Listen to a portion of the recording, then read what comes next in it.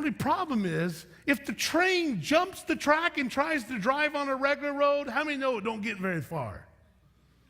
But it works perfect on the train track because it was designed because it's that straight and narrow way.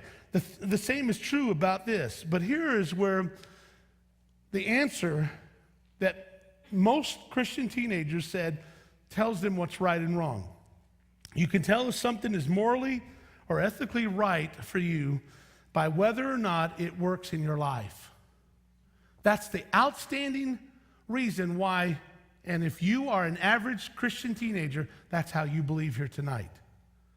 In your mind, you say, John, I don't base it on, the Bible or what. It doesn't work for me.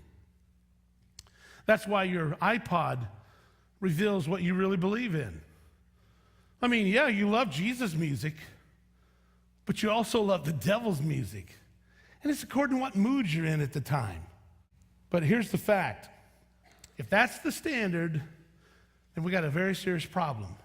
If that's what you base your belief on, guys, if that's what you really base your belief on and what you think makes something right or wrong, then we got a serious problem. The other day, I was behind a car. I thought it was kind of interesting. The bumper sticker went like this. If it feels good, do it. And you know what? I am just carnal enough. I really wanted to do it. Do what? I wanted to floor my pedal. And I just wanted to hit that dude as hard as, wouldn't that be funny? And the guy said, hey, you stupid idiot, what are you doing in my car? Hey, dude, it says right there, if it feels good, do it. That really felt good, you know.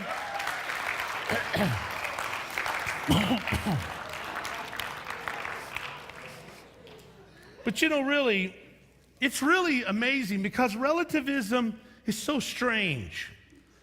Statements like this, all truth is relative. Remember the definition for truth? Remember the definition of relative? What is true for you is not necessarily true for me. Let me give you an illustration. The other day, we were holding a meeting somewhere.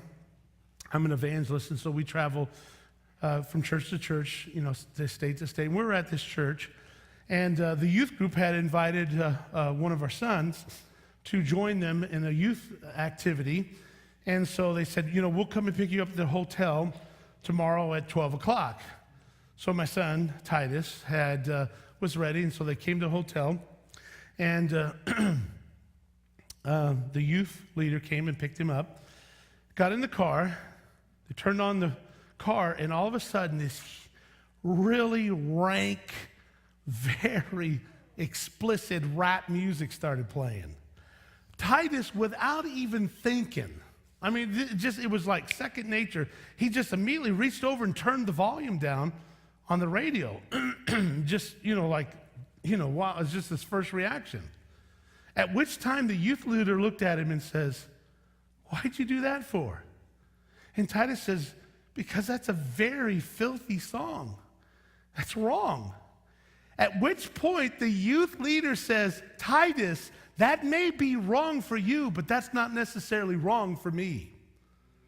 Now, the amazing thing is, it had like 12 F words, and it was talking about doing some very nasty things. The problem is, this is the youth leader at a full gospel church. The problem then started immediately to come very evident because you say you think it's wrong, that's okay for you because guess what, Titus? You have the privilege to say it's wrong, but don't cram your beliefs down my throat. You say, well, what's an answer to that? Well, we'll talk about it in just a second, but let me just say, relativism says, well, it doesn't necessarily mean it's true for me because it's true for you. So when people say all truth is relative, in reality, that is contradictory. Because how can you say all truth is relative? Because relative says there is no absolute truth. So how could you say all truth is relative? Because by saying all truth is relative, you're making an absolute statement about something that's not absolute. That's stupid. It's self-denying. It doesn't even make sense. Okay? It's like, well, anyway, let me just get into this. When you think about the fact of where it's coming from self-centeredness. It's coming from this, just a big ego. Everyone look up here. Doing your own thing would be great for me, but you don't, or I don't want others to be relatives, for them to do their own thing, and I expect others to treat me decently. See, I don't want you to be a relativist when you're treating me a certain way. Now, I could be a relativist, but that's besides the point. But I don't want you to do that to me. It's all about me and my little world. That's why some of you right now, you have such a hard time being quiet. You can't shut up. And the reason why you can't shut up is because you're not talking. And if you were standing up here talking, you would want them to listen, but because you're not talking, you got to talk so you can be heard. And it's impossible for you, even though God gave you one mouth and two ears, you want to keep outdoing somebody else. Why? Because your basis on character can't get you to stop being interruptive. That's just you. And guess what? It's all about you, ain't it, young lady? It's all about you. The only sad part is, if you don't change it, guess what? One day, you're going to have to grow up in a world that doesn't look at you as the center. And one day you're going to find out that the boss ain't going to put up with your trash, ain't going to put up with your ego. And you're going to find out that attitude ain't going to win all the time. You know, it's kind of sad, because if someone really believes that no absolutes exist or that no morals are true for everyone, I'm going to give you a test. Do this. Maybe you go to school on Monday and you're being taught this in philosophy class, which you're all going to hear it in school. So do this. Go outside where your teacher parks her car and take a key and just start at one end of the car and go all the way to the other end of the car and just scrape it all the way. Now, you're going to find out that teacher who spent all day telling you no absolutes exist, no truth is true for everyone, they're going to be mad. But why should they be mad? Well, they're going to be mad because of what you did to their car. But why? Why? What did I do to God? Well, what you did to their car was wrong. By whose standard? By your standard? Well, I don't necessarily believe that what you think is wrong is necessarily wrong for me. Do you see how stupid this is? How ridiculous this is? Go steal something that they value and watch them change their relative views really fast. They don't believe that what you're doing is right. They want to call what you're doing wrong, but they don't believe in right or wrong, except when it comes to their little world. You see where I'm going with this? It's obvious that this group doesn't want to play by their own rules.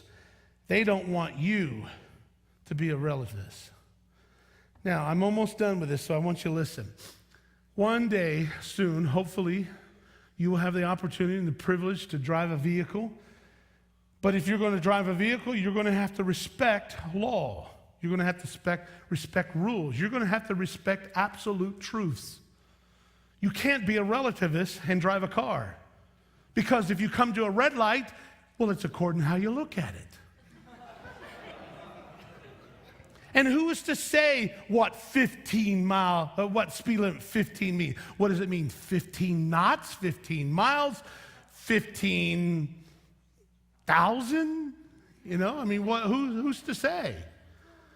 The fact is, you drive on a certain side of the road because it's the right side of the road, not the wrong side or the left side of the road. But who's to say? I mean, they drive it in England on the left side, so who's to say? Can you imagine getting in a car and driving on the left side of the road and traffic, flying all over to miss you? And finally, a cop puts up, catches up with you, pulls you over and says, "Give me your license." You hand your license. What's wrong? Are you a nut or something? "No, officer, what's wrong?"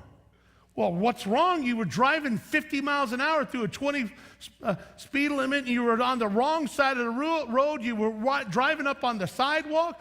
"Well, officer, if people don't like how I drive, they need to get off the sidewalk." You know? I mean, who are you? Who are you to cram your belief down my throat about what I can do in my car? Who are you, officer? What gives you the right to tell me what's right or wrong?